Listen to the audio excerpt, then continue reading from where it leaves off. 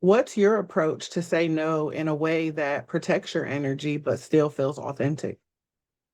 Yeah, I think it can look very different depending on what it is and who's involved. And I think we have to think about preserving the relationships with others and with ourselves.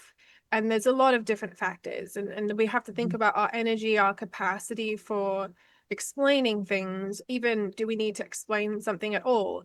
I had a situation today where I had 3 meetings back to back with just a 30-minute window, and somebody wanted to meet with me, and normally I would say no, but it was somebody who was responding to me saying, "Hey, does anyone have any ideas as to what I could do with such and such a thing?"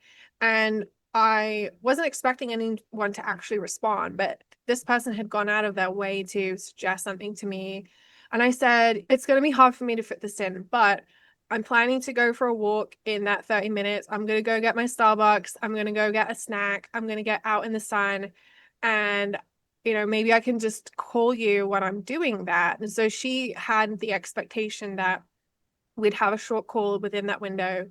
I waited until I'd gotten outside. I'd ordered my Starbucks. I'd like gotten out of my environment. So it meant that I called a few minutes late. And then I reminded her that I've got a busy day. There's a lot going on, but I wanted to just give you a little bit of time because this is a break for me. I'm doing this in a way that feels good to me, not as another thing added to my list. Yeah. She gave me her recommendation, and then I immediately realized this is not something that I really want to do. But I took the time to explain how it wasn't feeling aligned for me. And I Yeah. thanked her for her perspective. And I said, I'll keep it in my back pocket in case things change in the future. I'd Mhm. love to see you at some of the other stuff that we have going on. And she was totally fine with it. She didn't expect me to run with the idea, implement the idea, and she Yeah. didn't take it personally when I said no. And I chose to do that in a way that did take a bit of extra time and effort, but I really value that relationship. And I was grateful that she had suggested it to me. So I wanted her to know why I chose not to do it.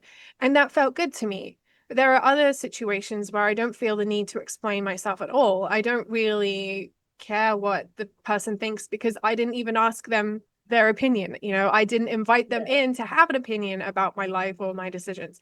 So in those cases, it's easier to maybe be a bit more abrupt or a bit more direct, or just to even ignore them altogether, depending on if, what kind of relationship you have.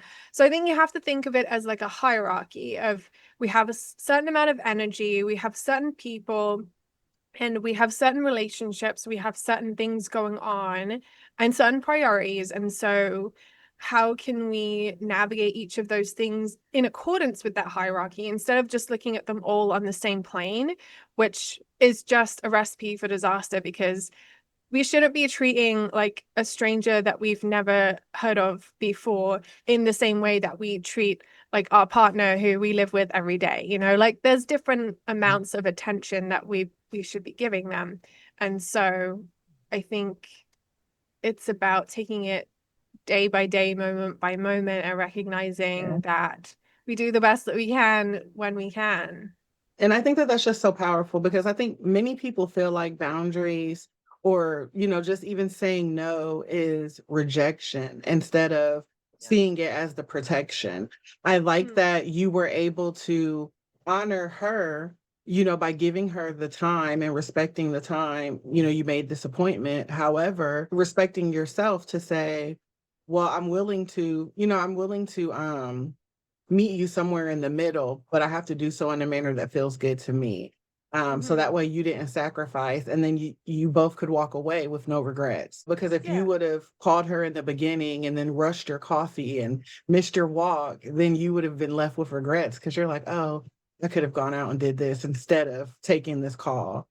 Yeah, and initially I had proposed that we meet yesterday because I had a lot less meetings yesterday, and she was Mhm. the one who said, "No, I need to do it today, and this is the window." So then I thought, okay, well, how can I still meet my needs whilst giving her a little bit of attention, while still protecting myself by explaining that I'm not going to take this idea and run with it. And again, it's just there's so many factors to consider, and there's so many different things going on. And I didn't know yesterday that I was going to have poor sleep last night. I didn't know, how my meetings would go, how much energy I would have.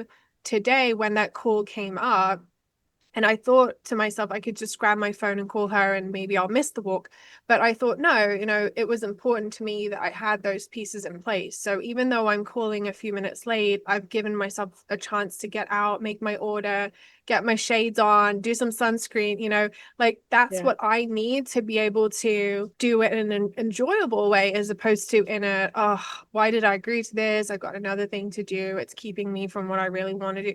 Like, she Right. didn't even know that any of that was happening on my end. How could Right. she? It's me being true to myself by honoring what I set out to do in terms of meeting my needs and still being respectful of her. So when you can strike that balance rather than just abandoning your own stuff for the other person, then Mhm. everybody can get what they need in a lot of cases. And really, what is a few minutes here and there? Is anybody going to Yeah. really be upset about it? And if they are they somebody who you want in your life if they can't understand that you're just juggling things or you're doing the best that you can? Right. Yeah, and again, that compromise, like I said, it was just such a privilege, such an honor to be able to do. And like you said, even though the idea that she was proposing wasn't something that you wanted to move forward with, you still had the opportunity to just take up space. As human beings, we all just want to be seen, we all want to be heard. And so giving someone that space, even when you're not moving forward with an idea, is still, to me, is just such a blessing. Well, I mean, also, we can't expect that other people will give us the reasons why they do or don't do things. I mean, it's nice to be given an explanation or a rationale or something, but a lot of the time we don't get it, and we can't expect that because it's up to them whether they want to share that with us or not. And only they know what their capacity is and what they're dealing with. And so I'm very grateful when I do have some kind of insight that tells me, okay, they're not upset with me, or it's not that it was a bad suggestion, or it's not really a rejection.